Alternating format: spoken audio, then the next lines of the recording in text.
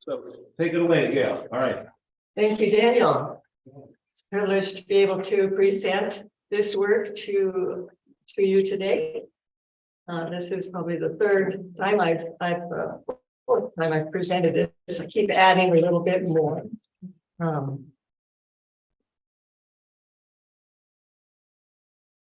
For those who are maybe not familiar with the myth, in brief, there's a myth about Ceres.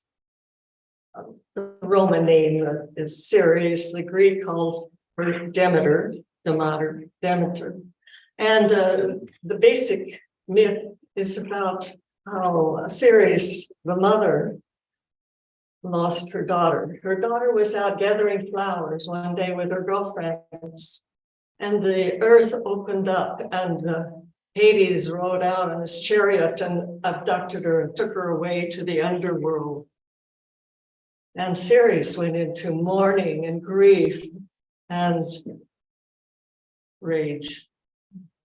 And she wandered the earth, and she found out, she didn't know what happened at first, but then she found out that her brother, Jupiter, had gotten Pluto. Pluto had abducted her brother, and Zeus, Jupiter's brother. They had kind of gotten together and did this guy's thing, and he said, "Oh, you should go take Persephone." Well, that really pissed off Ceres, and she cast the earth into winter and went roaming the earth. And when she was taken in, she pretended to be just a common woman instead of a goddess, and she was taken in by this family, and she became the nanny. And when the mother wasn't looking, she tried to immortalize her young baby boy, and she was holding it over the fire, under the flames, and every night after night. And one night, the mother of the baby, stayed to watch and freaked out, of course, and Ceres didn't get to finish immortalizing the son.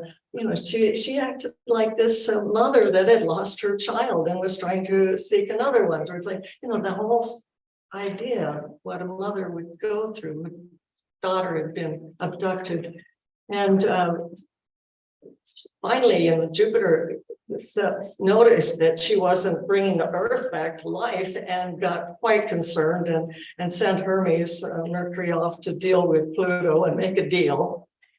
And Pluto said, "Okay, if she hasn't eaten anything, I'll let her go back to the earth." Oh, but he enticed her with just one seed of a pomegranate. And so that when she returned to the surface of the earth, she was also had to go back to the underworld for half the year. Of course, then we get the seasons.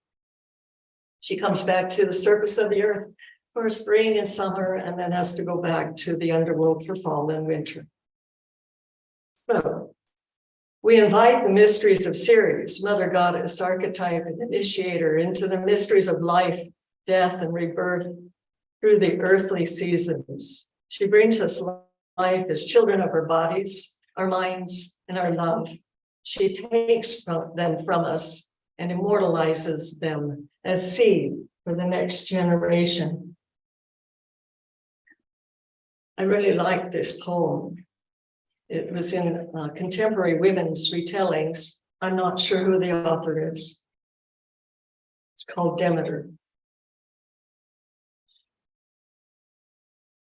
From the other side of the world, child, I heard your scream, felt your abduction in every pore of my skin, the stench of your violation, the core of your sacred body defiled, darkness forcing itself deep inside, knowing I never prepared you for this.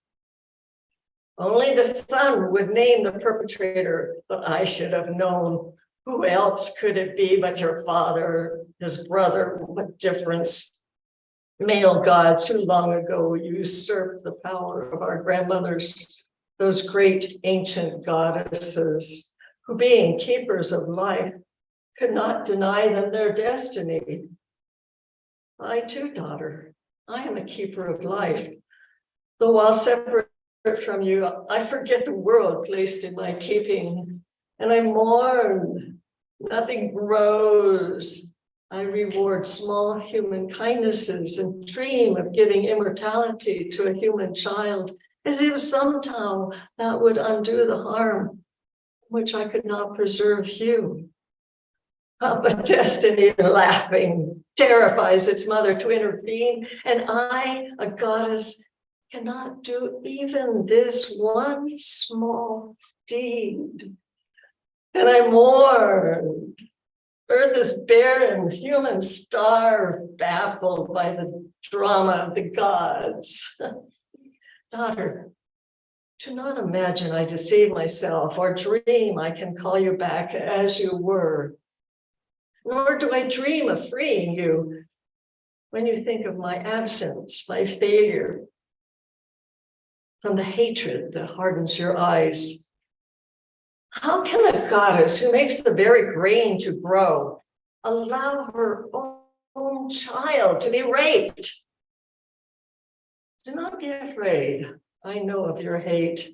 Even the goddesses, especially the goddesses, must dance with destiny, daughter. Do not think I require you back as you were. I know you are changed. And I too, daughter, I am also changed. Oh, flesh of my flesh, these seeds of death within you, they are seeds in my flesh.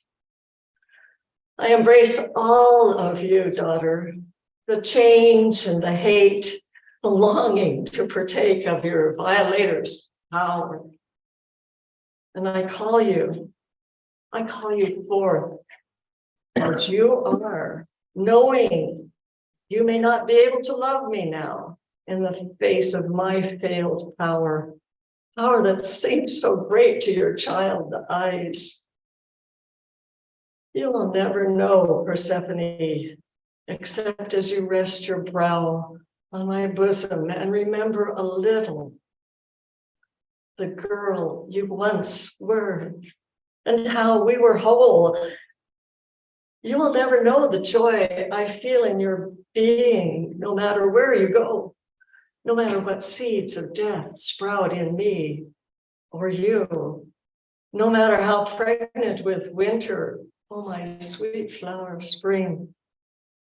You will never know how my love for you makes the grain grow.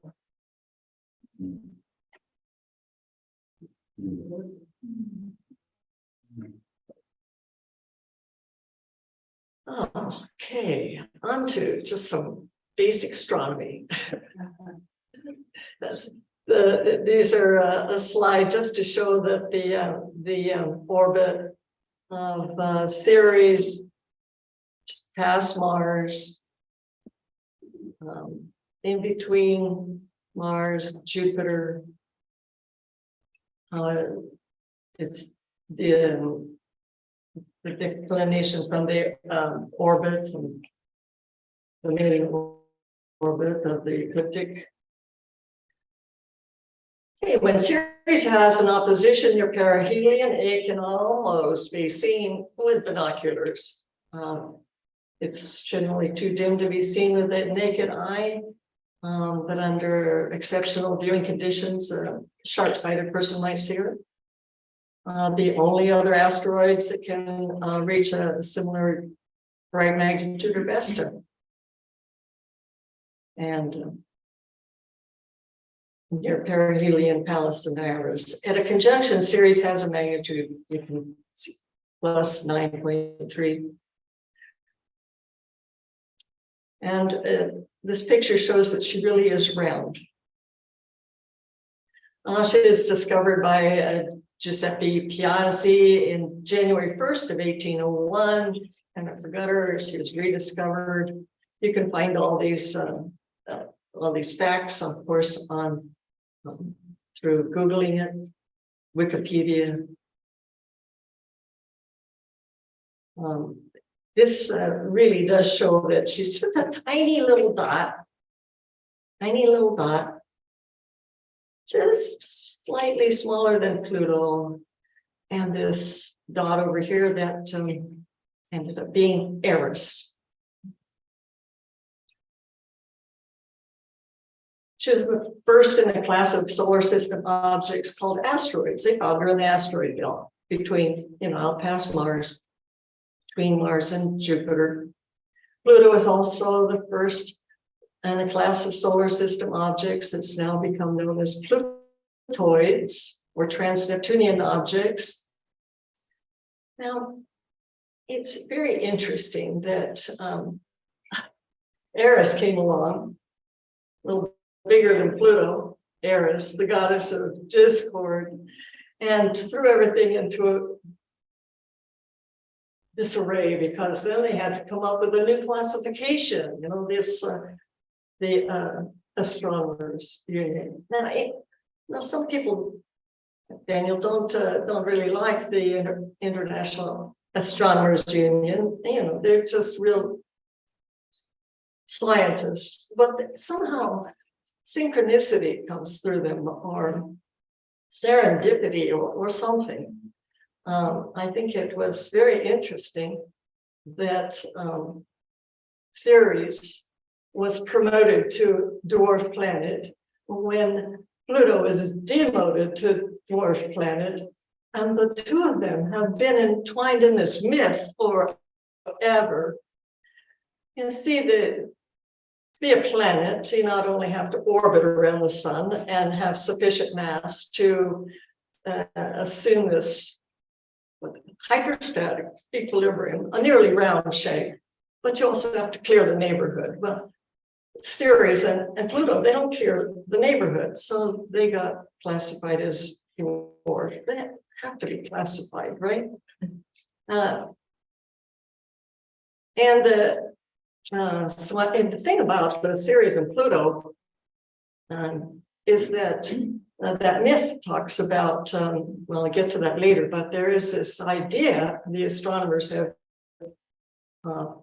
given this some thought, that Ceres might have been pulled in from the outer solar system, about the same place that where Pluto hangs out. She might have been pulled in or rescued from Saturn's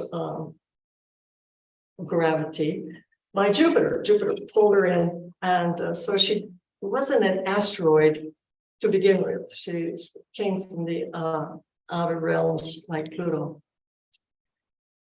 This slide about size and density was something I thought really interesting that Philip Sedgwick did, and I wish I could have presented his actual graph. But in weighing the planets against each other in various ways, of course, the giants mostly top the charts. But when you look at the comparison of ratio of diameter to density and density to diameter, etc., when dividing diameter by mass, diameter divided by mass, and density by diameter, density by diameter, Ceres was quite visible, along with Pluto, Eris, and Mercury. They ended up at being the top of the chart. So that kind of gives you the idea that this little power-packed dwarf planet, might be given some credibility, if we're just looking at does size matter, but density might. So this slide, Roman goddess Ceres, also known to the Greeks as Demeter, daughter of Saturn and Rhea, mother of Persephone or Proserpine, goddess of agriculture and fertility. The name translates as create. But there she is in that myth, the daughter of Saturn. And who knows where these myths come from, that speak to us about how the galaxy was formed, how our solar system was formed, how these planets came to be. But I think it's very interesting. Okay, so Ceres represents the mother in all her stages of life, in the ways we mother, create offspring, parent children, defend children and families, head families, groups, nurture others or projects, teach and educate our children. We feed people through agriculture, social hunger, relief projects, food-related services, serve the dying with hospice, offer rituals for transformation and dying.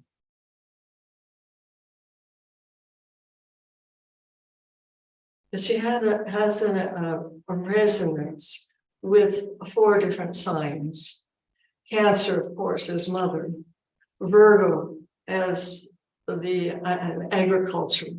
But Taurus and Scorpio too, the daughter of spring and the death in winter, Scorpio, the sign of, we're deep in mourning and rage and stuff like that, that happened in Scorpio.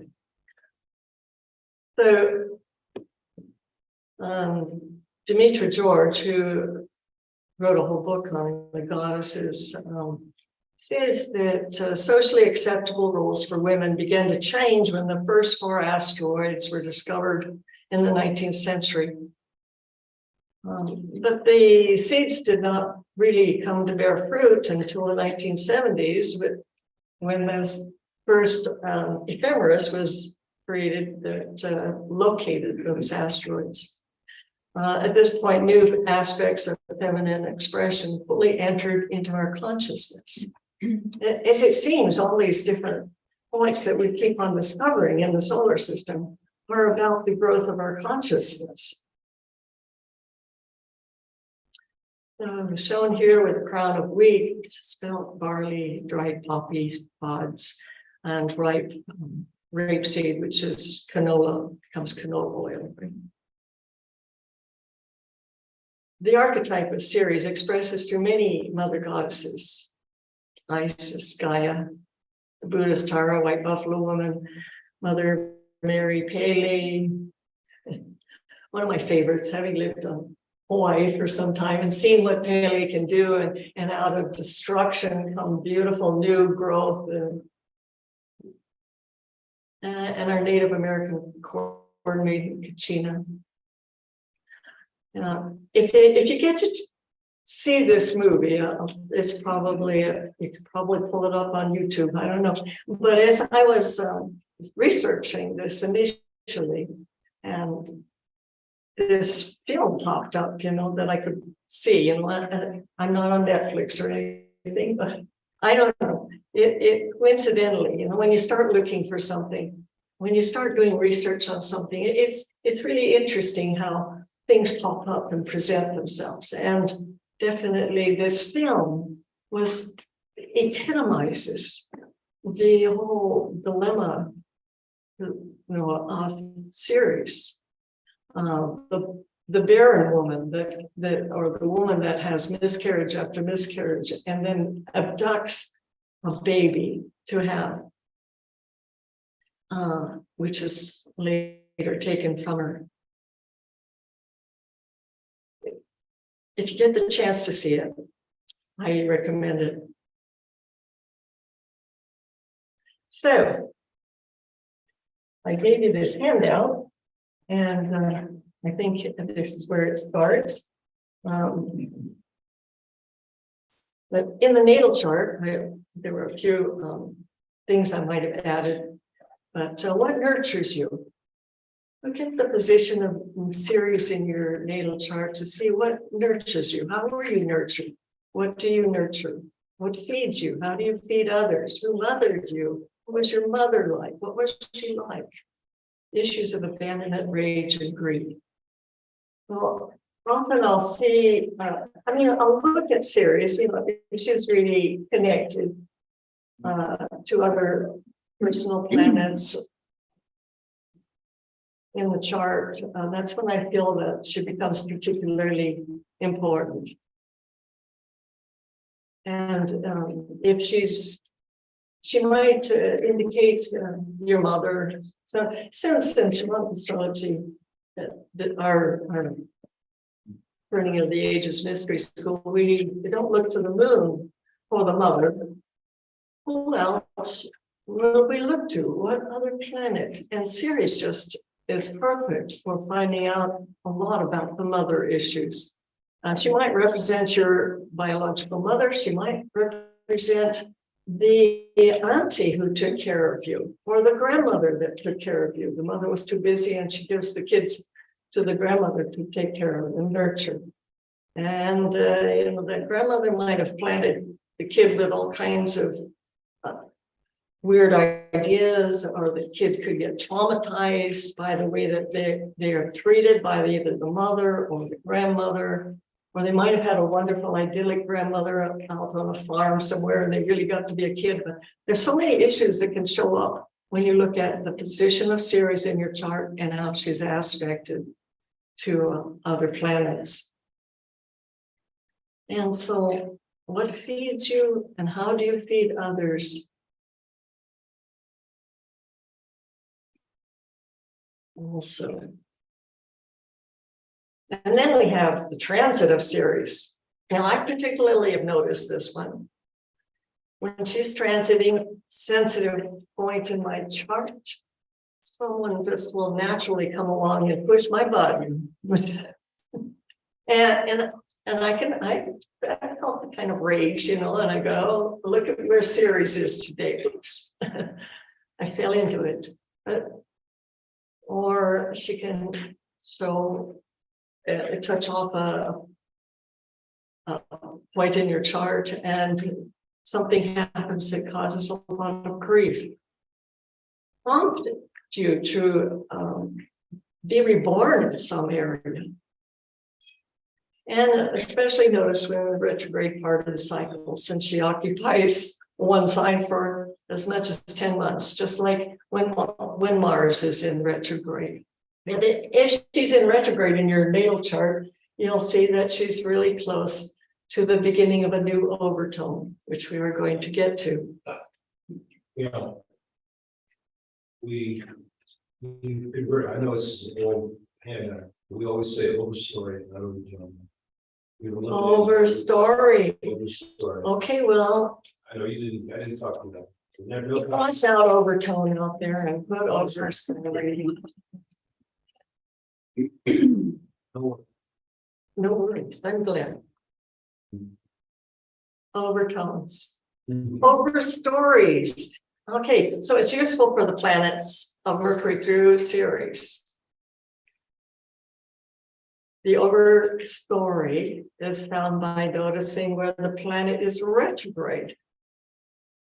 For the new inner planets, Mercury and Venus, the new overstory begins either where Mercury turns direct after its interior conjunction, or when Venus rises before the sun, when you can see Venus rising before the sun after the interior conjunction. For Mars and Ceres, which are beyond the Earth, the new overtone begins when they're in retrograde opposite the sun. So I did notice a couple of places in your charts, in your natal charts, where Ceres is retrograde, and I think one just before she starts the new overstory. So here, I wish you had reminded me of this before. I could have corrected this oversight. So here in your handout, you have suggestions. That's how you might interpret. But by no means, do not limit yourself. You can use this as a beginning place to think about how Ceres is acting in your chart. And did that go around? Did everybody get a chance to find where their Ceres was? Okay. And this, I am starting it at Capricorn because we begin the year in this school with Capricorn. So here's Capricorn, the elder, the grandmother, the crone. So Ceres in Capricorn is nurtured by having a certain structure, by being a pillar of society, feeding and caring for the larger social structure. Aquarius, nurtured dead by being an inventor, being eccentric, outside of the normal. Nurture others with your inventions or your radical nature. Pisces, nurtured, fed by being alone with nature, meditation. Nurture others by selfless service to the divine. Aries, fed by being daring, a warrior. Nurture others with your courage.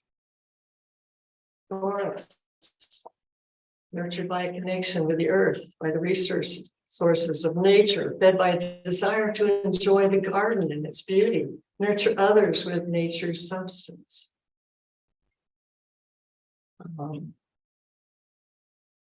And Gemini, nurtured by a curiosity and fed by words, books, written in word. Nurture others with laughter.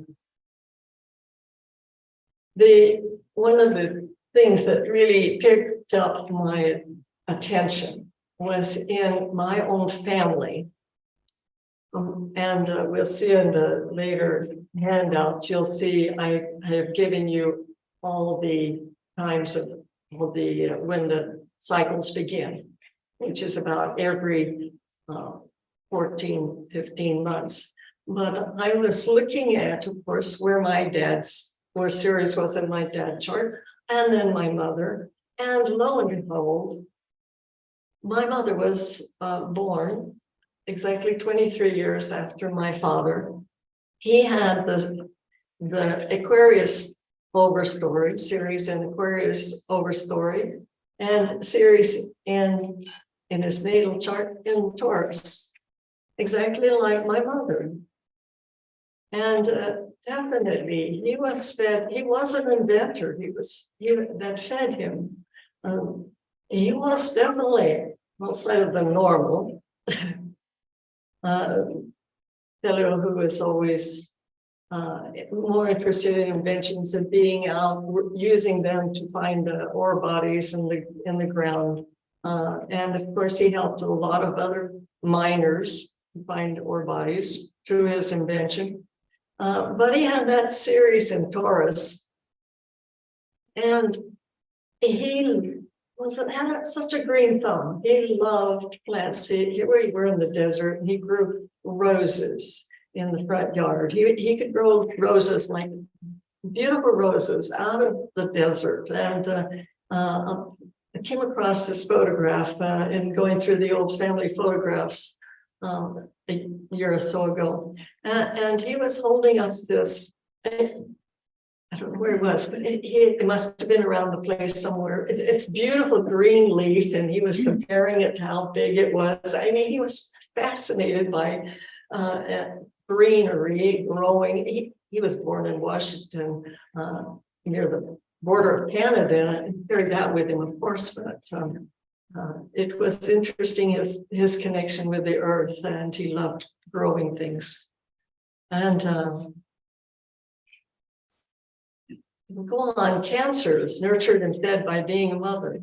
You nurture others by mothering them, of course.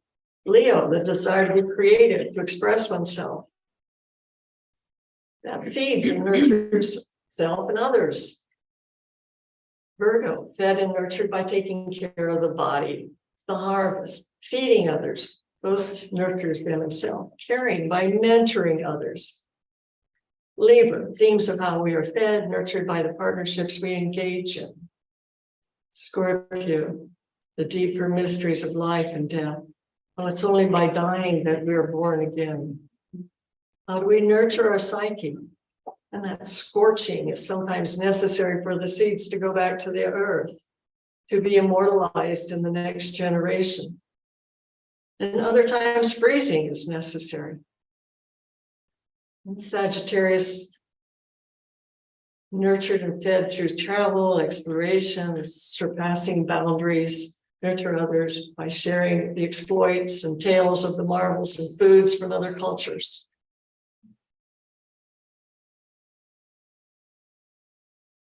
Now here we really get into the planetary returns. When a planet returns to the same degree as in your natal chart on your birthday, we all know that Venus returns to the same area on your birthday every 8 years. Mars about every 15 years plus 2.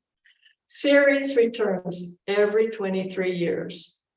And I gave you that picture along with your handout to show a whole 23-year cycle, 19 returns of Ceres over 23 years. And so you can kind of get the idea of the picture that she makes. Of course, Venus makes a beautiful picture that you can describe in a chart over 8 years. So that pentagram, but Ceres makes a 19-point. I just thought it was a pretty picture. Hope you enjoy it. You can see, and if you want to see the exact point, it's all in your handout. The series returns are closest at the age 23, 46, and 69 every 23 years, but there's a lot minor returns when she kind of comes back to the same sign on your birthday. They're quite a distance from the natal degree, only notable due to their probably being in the same sign. So at age 14, it could be said, especially before the day of EMFs and terrible chemical pollution in our foods and all the things that are going on. If you go back to go back a ways, then age 14 could be said to be the mark of the beginning of the menses. So around that 13, 14. And then by 37, 46 or 60, these cycles are over. If there are no children, adoption might be an option. Now, age 23 could be said to be the beginning of families for many. 46, the grandchildren stage. 69, the great-grandchildren. I think it's particularly interesting that the DNA that begins a baby's life is made up of 23 chromosomes from the mother and 23 from the father. What more confirmation could we have for this amazing cycle, the 23-year cycle series? And so I put in this, I started it with the overstory that my dad was born into. And I don't know why he decided to make a gap until the 1900s, but that's a 9-year cycle. That's part of the 9-year.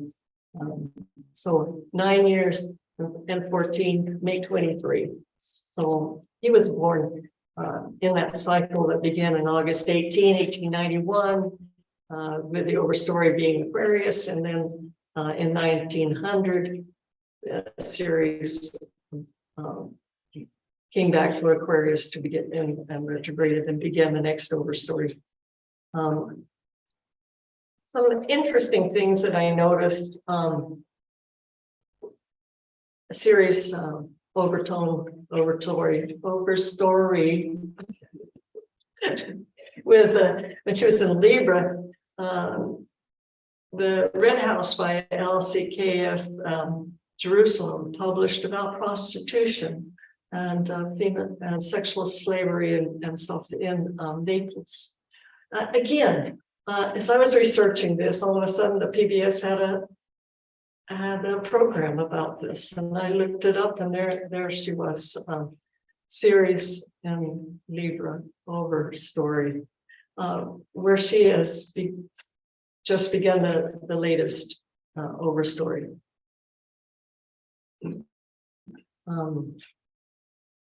Back there, if you'll notice the overstory that began in Cancer, Ceres was with Pluto, and Moon square Chiron, and Ireland was partitioned. A lot more could be said about each of these points, but we don't have that much time. So, in December 29, Ceres was overstoring Gemini with Jupiter opposing Mars. Right about the time of that depression began, or the stock market collapsing. In the overtone in Libra, the air sign, dust storms begin blowing in the summer, keep blowing through 1938. She was began the overstory in Capricorn with Pluto, 1932. It was in Cancer, conjunct Pluto in 35. the Dust Bowl drought ends in 1939. Then when she gets back to Taurus, finally. Of course, in Capricorn, Hitler invades Russia. There's so many ways we can correlate, and I look forward to anybody who wants to do more, is a more of a fanatic about doing research. Greg nailed. I need Greg. Anyway, this goes on.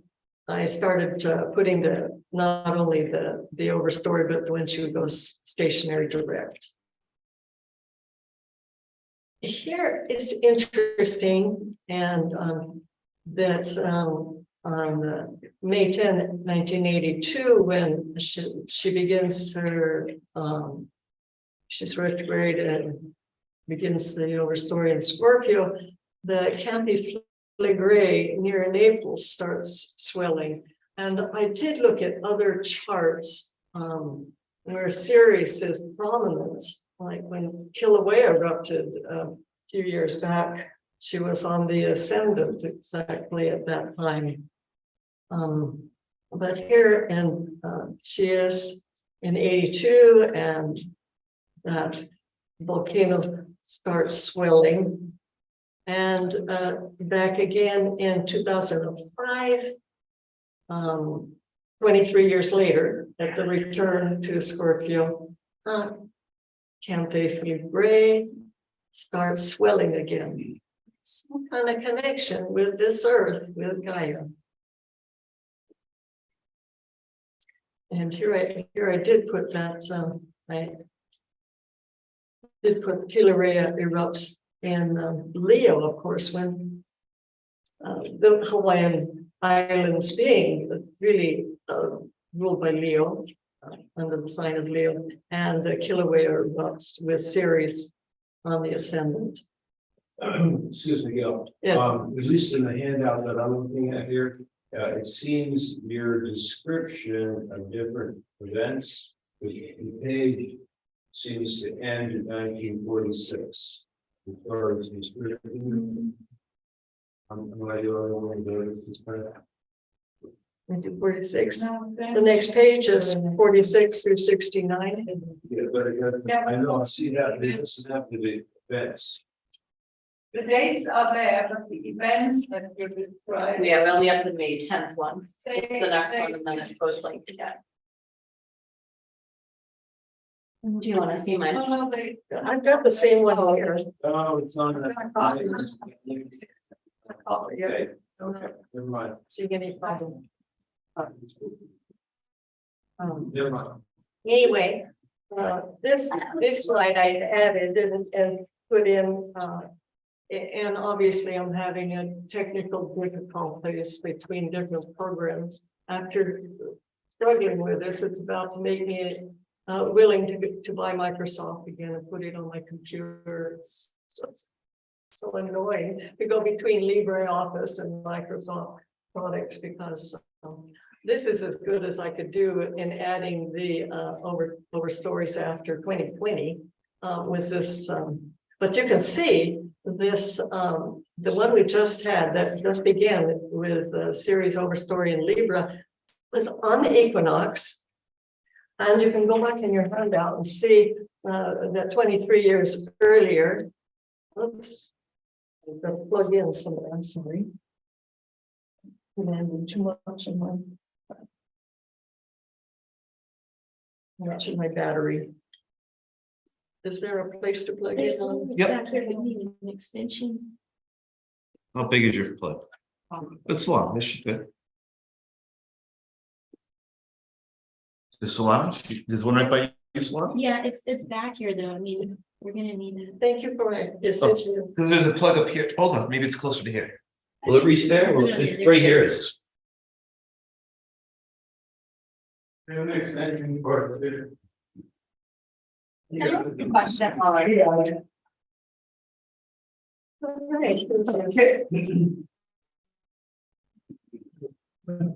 Yeah. So- Just something I noticed, when it was the 23-year time frame, Yes, you know, one of the things that has, captured my inquiry. And is this whole notion of generations. And you know, the work I've done on the speculum, Yes, in a 90-year time Yes. period, and you have 3 Saturn returns and the 4 generations turning over in a speculum. Well, this matches pretty well, because you have, I've tracked it to things like the first Saturn's, these, third Saturn square, it's the square of 21, 22, and then you divide 4 of those into 88 years, but this is 92. No. I was thinking you might notice that. Right, That so you can use the series returns every 23 years also to fit into that generational thing. Right, and Quite- it's quite so, nice. it fits so perfectly with Yeah, the. So that whole time around 90 being the end of an archetypal lifespan. Mhm. So 69 plus another 23 years, you end up with 92. Right. Yeah. So it fits in nice to the 4 generations within a secular, pretty nice. Well, anyway, if you go back to year 2000, you can see in your handout that that is also when the overstory began on the equinox on March 22nd of 2000. And you go back 23 years before that. And so there is a connection with the Ceres overtone on the equinox. And so that brings me to this, a few interesting dates. Well, it was interesting to me that in the January 48, that with the Gemini overstory, Ceres was with Venus retrograde and Mercury retrograde and Uranus at 27 degrees. And Eleanor Roosevelt actually thought about running for president, or at least vice president with Truman. And the Arabs rejected Palestine plan. In 2018, it was quite remarkable. Ceres was part of that story. She was rising with that Venus Venus had just risen heliacally in Scorpio, and the moon was there, and more women were elected to Congress than ever before. It was quite amazing and very notable. And Can I comment on that? yes,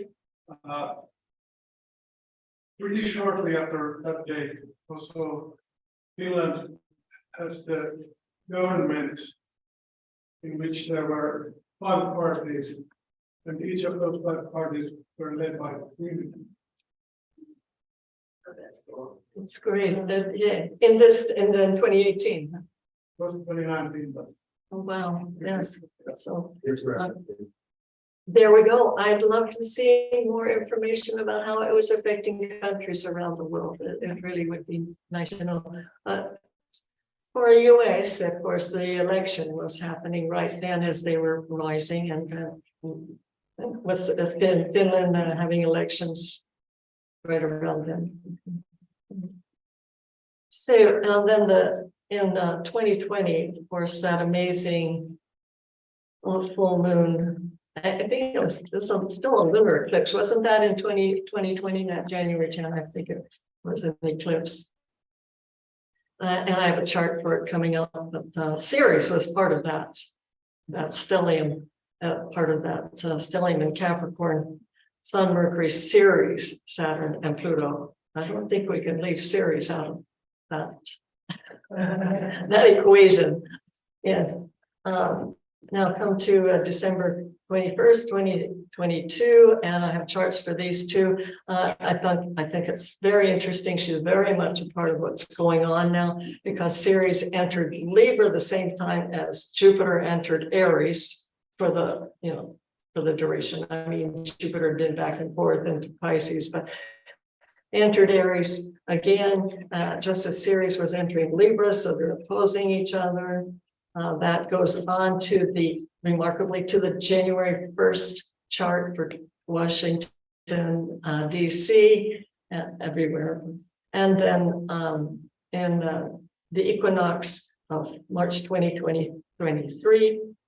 She is there right because she had retrograded. She was there right at the first degree of Libra as the sun enters Aries. And this is just a little description of what I've already been talking about.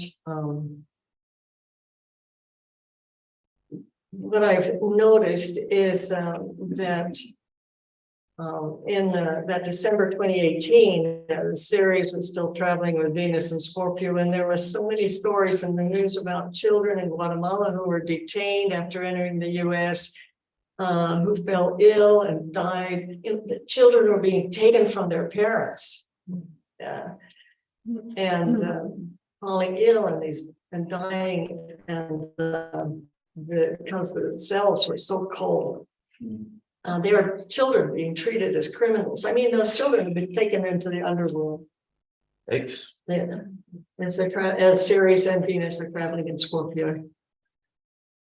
The camp in Texas in which they're detained makes the news. Protests are held in Texas. Finally, the camp shut down. In 2022, when Ceres entered Libra on the day before Jupiter entered Ceres, both in opposition, still on the December solstice, and tight on January 1st, 2023, a chart at midnight. Much news about the persecution of women in Iran by the religious zealots in charge of the government. The war in Ukraine is affecting the grain distribution. There's a lot of fear about having enough grain to feed people. Then for the equinox in March, the battle over women's sovereign autonomous rights over their bodies is being waged in Congress and by the politicians. You have Jupiter being the politicians and Ceres being the mothers, and they're really waging a battle. And there's also growing concern over agricultural practices and drought, which continues as Ceres retrogrades back into Virgo. And what does she do when she's retrograde back into Virgo? She touches off once again that point in the U.S. chart that was so augmented by Mars in Gemini for the long retrograde Mars squaring Neptune, which is opposing the Neptune in the U.S. chart in Virgo. And Ceres is part of this picture too, because Ceres first passes over that point back in November. I should have looked that up, but and then she's retrograding back over that point and actually going direct at 23 of Virgo. So really accentuating those degrees where the US Neptune is and square to Mars in Gemini. So I think she has a real lot to say about that. Where is Ceres on the investment? On the US chart. You know that? I'll look right now. I should. I don't have a US chart in my hold up right now. Yeah, where I had it on right or not. Brett's on it. He's on there. He's on that. Ceres is 841 Pisces Right. in retrograde. I see. How do we find it? Like, how do we find what story we are? You have to go to your birthday and then you You go look. to your birthday and it would be the one prior to your birthday. It's always the one prior. This Always the prior. Retrograde. It just- it's Ceres opposition, right? Yes, prior to your birthday. Well, I'm just looking at the chart. So if I'm born in 1970 in January, I don't go to the October 24, 1970. I go to the one before, Right, July 27, 1969, right? right. And then that tells you, okay, so, and then whatever the sign says that, where it says Aquarius, Mhm. station is direct, right? That would be the open story. Unless you have it retrograde. No, I don't have it, no, I'm 0 degrees Pisces, right? So that I would actually have an overstory so you of have the Aquarius. Pisces- yeah. Huh? So you have the Pisces series in your chart. In my chart, but it's actually the overstory is Aquarius. Overstory. So what would we say about that? You know, you have it, you know, you're fed by also by the inventions, also, as well as by being creative. You're feeding people through your creativity or that. It's Ceres spiritual connection, right? in Pisces and spiritual connection, but you have that also that overstory where you're quite inventive in how you do that and how Right. you feed people. Right. I'm just thinking about my girlfriend. How she thinks, how I'm not very good at nurturing like I have cancer rising, but I'm not like, I don't nurture like a cancer rising. I nurture more kind of analytical. I mean, sometimes I make dinner, but it's like, it's interesting. It's making me think about, I'm having compassion for myself of why sometimes like normalized nurturing. It's not really, I'm very eccentric, I guess, in my nurturing ways. Well, that's so that's a long journey of learning what that is. Yeah, I'm still investigating it, but having Ceres there in this placement doesn't help. Doesn't help. It's kind of like my Aquarius Venus Sun. It's like, yeah, so there's a little delay. I'm getting there slowly, but and yes. Just the US series, the declaration chart series is 9 Pisces and the overstory is Sagittarius. Oh, Well, okay, so can we, that is so perfect, you know, because what the US is, it takes care of the world, right? But neglects its children at home. that's the failed ideal of it. yeah, it's more the empire. It's a lot of that idealist of that story that they tell You people. could say that they have led the way in the Sagittarian sense of, you know, creating certain technological advances or, you know, certain expansive qualities, you know, of empire, not of nurturing, you know. It's Yeah. like, Yeah. leader of the world, maybe in ideas and technology advance, but leads up to the point. Right. I have a question. So if you look at the one before your birthday on the chart, and it doesn't say station direct, direct, then you can assume that it's retrograde and then it would go 2 steps forward, 1 step back. And that date is actually went direct, but. Okay, so for example, so I'm born February 7th, 1982. So I'm looking at January 10th, 1981. Oh, it does say station direct. So would I guess, how do I know if I'm retrograde? How do you know what? If I'm retrograde or It not? will show on your chart when you look up Sirius as a point. Well, I know, but I don't have that. What's your birthday? Did you get the position of? I did, but I didn't, hey, vision's not quite that great. So I got the position of it, but I didn't see the retrograde or not. February It's 7th, on that piece of paper. 1982. Oh, yeah, it's on the handout. What piece of paper? Your series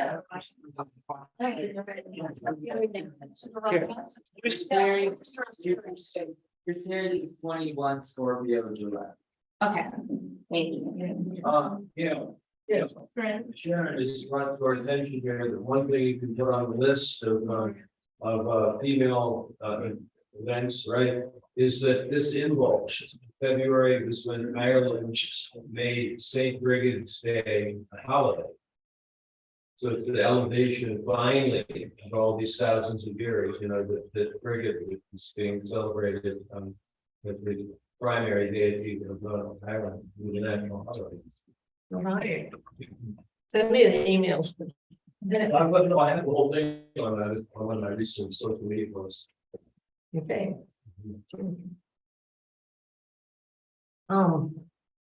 A few charts to look at, but here's the chart for that full lunar eclipse on January 10 of 2020. And when I think about the series and what happened, you know, subsequently, you know, over that year, but they said, you know, when the world was locked down, well, yes, there was some recovery by certain species on the earth, you know, they things swimming in the Vienna, and there was less pollution. But then it leads to this terrible pollution of plastic mask and everything floating everywhere. So much use of plastic. So I think both of those things could be said to there is so much that could be said about the series in this chart at this time.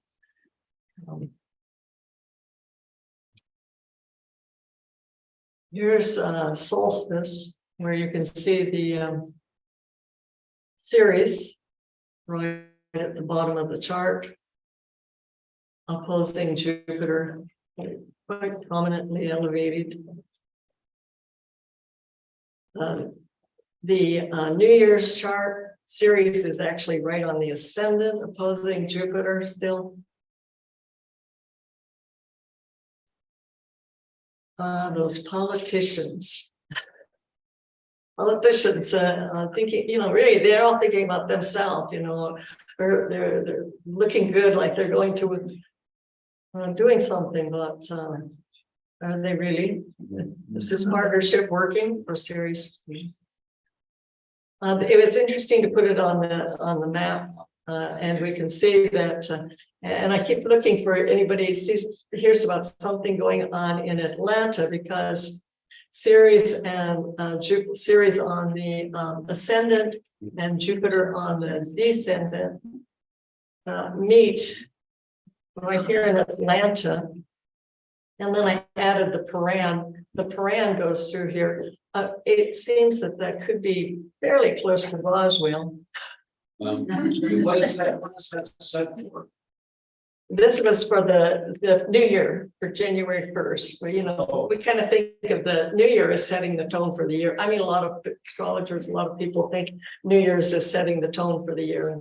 And so Actually, that's why. Let me interject that in Gemini Press presentation yesterday, he makes a strong case that we should continue, for a variety of reasons, continue to use 0 Aries as the world new year.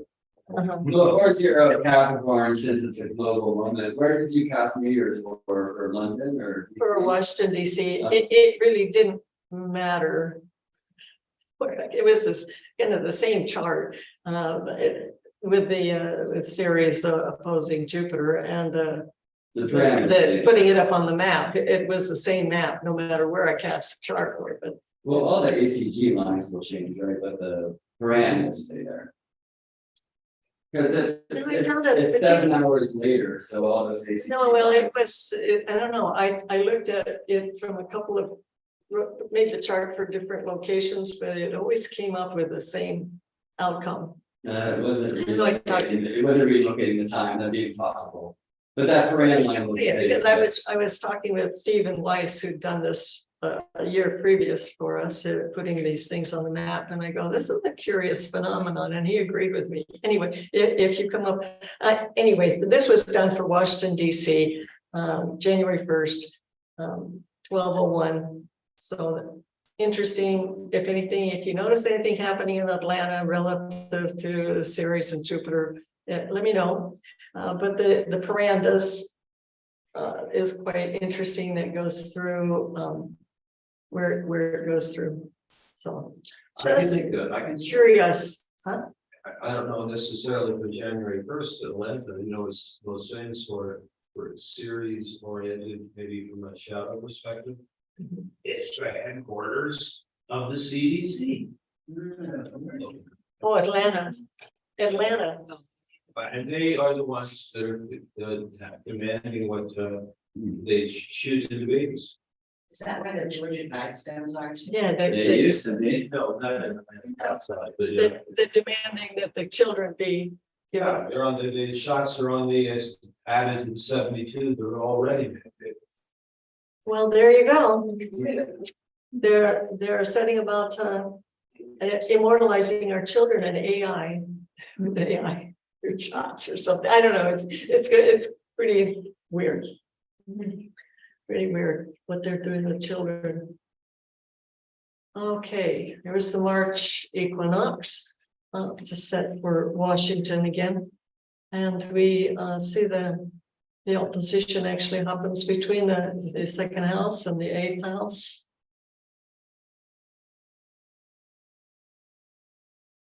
Any comments? In second house and 8. 0 Libra. So financial story, Yeah, tied into that. And on the.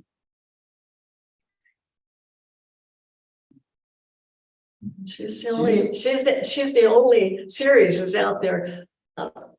It's the only thing in half the chart practically. I mean, at large, she's really got she's really the handle of the bucket here. She's really got a handle of the bucket, and there's a lot of interest in what this whole what's going on with the courts and the abortion issues and the just to name a few, just to tip of the iceberg probably, but baby formulas, I mean, all these things that are figuring into I mean, mortgages. I mean, there's could be a lot of things relative to families that are I mean. in the financial area. The recession and Yeah. people not feeling nurtured in that way, being terrified and all the things. Yeah. Well, I mean, obviously, we can talk about this group.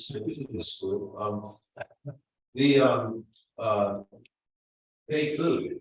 What? The destruction of agriculture and the introduction of fake food. Yes, yes, GMO.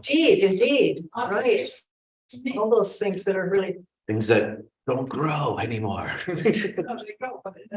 Right. So sounds. Right, they don't naturally reproduce. oh, here's my chart. You know, if you wonder why I'm so into Ceres, well, let's see. Ceres is conjunct to Pluto. It was yeah, it's 1230. Ceres conjunct Pluto in my chart. My dad dies when I'm 11. One of my nurturers, and I abandoned my mother. I leave and take off for college in northern Arizona, and basically abandoned her. But one of the things that while I'm in college, you know, I am feeling sorry for her because she's taking care of her mother. And when I'm at home, I wake up to hearing her screaming at my grandmother because my grandmother's had a stroke. She's really in a bad mood to take care of herself. My mother's saddled with taking care of this woman. And so at college, I'm plotting about how to kill my grandmother and get away with it. We're doing all the research on how to kill my grandmother. Erase that part.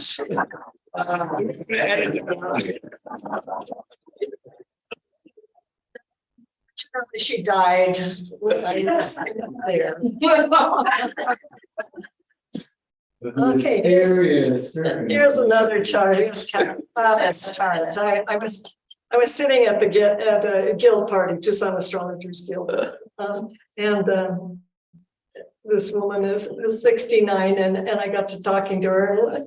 69, having her Ceres return, and she's got that Ceres right on her ascendant, and it's interesting that like myself, Ceres conjunct Pluto, and I was unable to have children, never pregnant, never had children, and Kama never had children, but here she is with Ceres on her ascendant, so that Pluto had something to do with taking away the children of her body, of my body, but she was emotionally very nurturing, very creative with ideas, a counselor who works with children. On her Ceres return at age 23, she was married, and her husband's parents thought she was pregnant. They thought for sure she must be pregnant, but she wasn't. And they divorced, and she went to school, getting a couple masters. And at her Ceres return in 46, she briefly started doing foster care, and she adopted her daughter 2 years after that. And at her Ceres return at age 69, her daughter's expecting her third child, and Kata's writing self-help books for children, also doing improvisational comedy. My dear friend Mary Gay, departed now. she was one of the most caring people, nurturing people, and it's not, because she's Gemini, she is very mental about, but that Pisces sun conjunct Ceres and Uranus, she was always taking in strays, people, taking them under her wing. She was my benefactor. She was very generous, and she helped people. This fellow who had from the Europe or something, he had leukemia. He needed a bone marrow transplant. She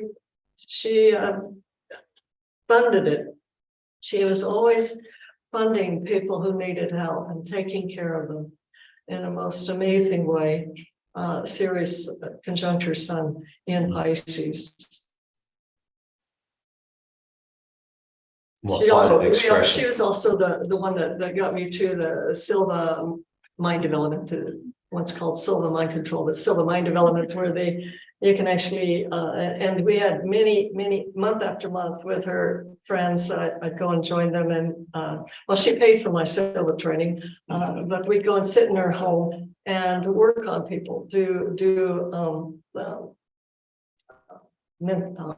go to level and we'd work on people, we'd see them and work on the people, healing people at a long distance. So that was her Uranus Sun series.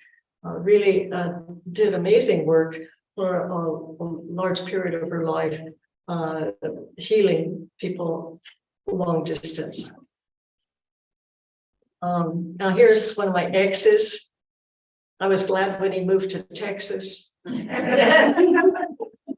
Well, he has his Ceres in the 12th house, and opposing is Venus, and square that Jupiter. And so he, after he was married, his wife they had 2 children. He abandoned them to go off and follow his guru, something that haunted him for the rest of his life. Good. Now, extreme declination, which is called out of balance, because the declination of the object is further out than the sun's declination at solstice of 23 degrees, 26 minutes. And Daniel talks a lot about that because we're in that moon out of balance time. And so here, some charts starting with night to show just that the sweep of Ceres every couple of years as she goes, when she's in Gemini, Cancer, Leo, out of bounds, Capricorn, Aquarius. I put the moon, you can see the moon as it's out of bounds, well, and how much further Ceres goes out of bounds. Yeah, did you in your research see where Ceres nodes are? No. I'm sorry. Where the nodes of Ceres are? I don't want. That might be in that. I don't have the notes. No, I don't know where they are. Here we can see that that 2020 period. She was just slightly out of bounds during that when she was in that stellium at that lunation. What is the extreme out of bounds in Ceres in range? The extreme. Yeah. When is she most out of bounds? No, the extreme declination. How far? Oh, as much as 30, 31, I think. So you can see, yes, you can see even in this point right here. Back in beginning of 2018, she reached about 32. Okay. Here in 2027, beginning, again, that 32 degrees. So very extreme. It was interesting to me, a couple of charts fell into my came to my awareness. One was Egan Holmes. You can see that he had the Ceres in Capricorn conjunct Venus on his ascendant. That Capricorn Ceres, of course, being out of bounds. Could go back and show just how much out of bounds. Just see a second. 87. Not too much, but just barely out of bounds. Yeah. And he was the person who really made us aware of how somebody could walk into a theater with a machine gun and mow a bunch of people down. And that happened when Ceres was with Gemini over here in the 6th house. But the thing to notice about Egan Holmes was that he had that rage, that Ceres Venus rage. I'm almost through, by the way. I just want to make sure. Past 12:30. You know, I got 2 more slides. I know we're almost through. You went a little bit along, so I'm going longer because it's his fault. Anybody wants? Support now since they only have to out for 1 hour, they can wait. Yes, well, this guy was full of rage and mother, and he committed this horrible atrocity. So another guy is Andrei Lubitz. This is just very close to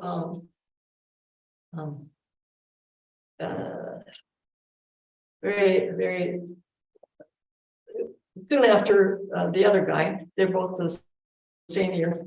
He had that same Ceres conjunct Venus, and it seems that his girlfriend split up with him, and he was just really having a hard time with romance. And his rage came about in the event of this air crash when he flew as a pilot, and he flew this plane into a mountain, and this is when it took off. The Barcelona charts when it took off. Just saying, that potent little dwarf planet called Ceres can create some really bad rage in a person's chart. We'll have to say that there's, and we could go on and look at a number of other people, I'm sure, just something to do some more research on. And that is it.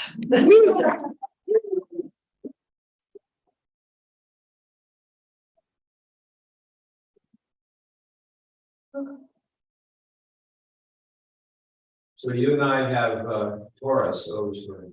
Yeah, no, we have the Taurus overstory. I am always trying to grow gardens. And I enjoy my business audience. If we could have gone longer, it's always fun to have the interaction and see, just where everybody fits into this story with their series. There can be open discussion with 2:30 to 2, so we'll be meeting at 2:30. And we'll go until there, open discussion and looking at the road ahead. Okay, well, so we could have a little time for Yeah. people talking about their series and their chart and cover story. That'd be great. We can talk more to meet stars tonight. After the graduation. Thank you, Tim. All right, thank you. Yeah. Okay, so not 2:00 today, 2:30. Yeah, today, not 2:30. Okay, it says 2 on here, so Yeah, I'm making that adjustment. perfect. So you have a little bit extra.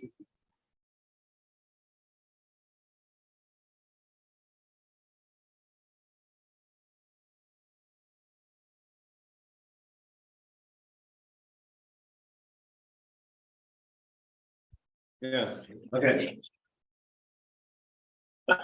So we're still live, yes? So Yes. I want to thank everyone who did